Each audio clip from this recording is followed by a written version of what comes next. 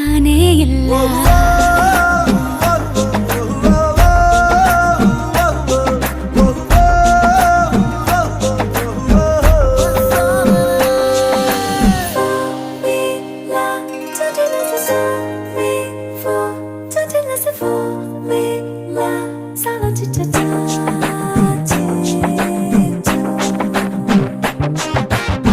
ದಿನ ರಾತ್ರಿಯು ನಿಲ್ಲದೆ ನಿನ್ನ ಜಾತ್ರೆಯು ಸಾಗಿದೆ ಸಾಗಿದೆ, ಇದಕ್ಕೊಂದು ಪರಿಹಾರ ತಿಳಿಸು.